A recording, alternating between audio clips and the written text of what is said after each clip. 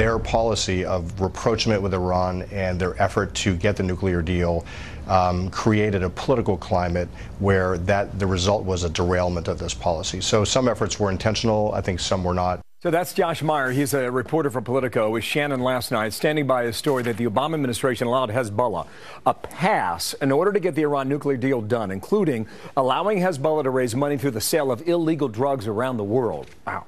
Former Obama officials dismissed the report. They say it's not true, including former State Department spokeswoman Marie Harfin. Marie, good morning to you back there, well ensconced in Washington, and Brad Blakeman, former Deputy Assistant to President George W. Bush here in New York. And good morning to both of you. Marie, you have been very pointed in your denials of this story. Go ahead and respond to Josh's interview from last evening.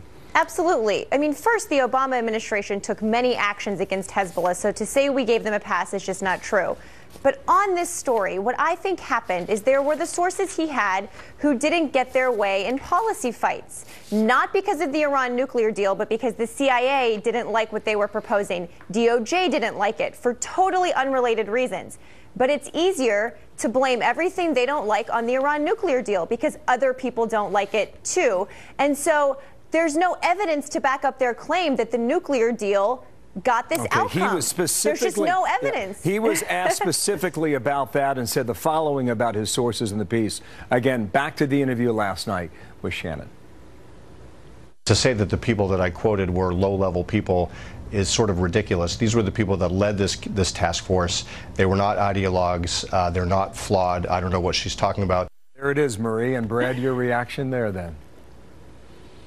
Look, there's no doubt that there are some things that are known, and there are facts, and that is the Iran deal is a bad deal. And leading up to the Iran deal in 2010, John Brennan, who was assistant to the President Obama at the time for counterterrorism and homeland security, made a speech where he said he's looking for moderate elements of Hezbollah to deal with. They were taking their foot off the gas with one terrorist group in order to make a deal with another one. And it's clear that the incompetence of the Obama administration, whether it's in Iran or letting the Russians march into the Ukraine, or the Chinese build military bases out of the South China Sea, appeasement and apology got us to the point where President Trump has now got to fix what President Obama broke all over the world. Serious matters, no laughing here. Marie, go ahead and respond to that. Well, it's just when we use the word appeasement and just start naming countries, that's not a serious debate. And I don't know why Brad's bringing up 2010.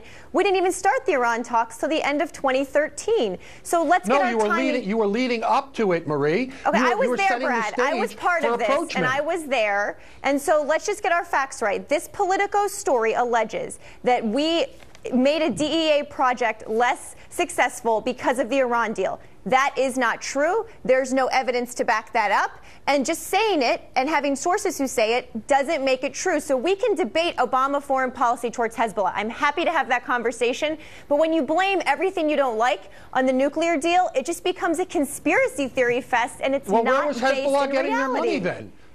We sanctioned Hezbollah repeatedly. Barack Obama signed a Hezbollah sanctions bill. We sanctioned them repeatedly through executive action as well. We took numerous actions against them. Again, debate Hezbollah policy, blame it on the Iran deal. That is just a way to get headlines, but it's not based in what actually happened. Hezbollah was shattered after the war of 2006 with Israel. They were looking for more money, and how they got it in the end, well, this is what's being reported here now. John Bolton is arguing that the administration under Barack Obama was prepared to give Tehran anything in order to get this deal done. Marie. I just so fundamentally disagree with that. And let's take a step back. The Iran nuclear deal was important because it took the most pressing threat off the table, which is a nuclear-armed Iran. We can debate the merits of that deal, but trying to get a diplomatic solution is something that Republicans and Democrats have agreed for a very long time is important. We waited months and months. We kept pushing at the negotiating table. We threatened to walk away until we got a good deal, and that's why it's still in place. This is critical. The sources say the closer we got to the Iran deal, the more these activities went away. Brad, last comment on that. I got to run. Almost out of time. There is no doubt that Hezbollah, even though they were quote-unquote sanctioned, were given a blind eye by the United States government. We appeased one group to embolden another, and now we're paying the price for that deal. There's just no evidence for that. Project Cassandra is the name. Marie, thank you. Brad, thanks for your debating on that as well, okay? Thanks, Bill. Thank you. To both of you, thanks for being here.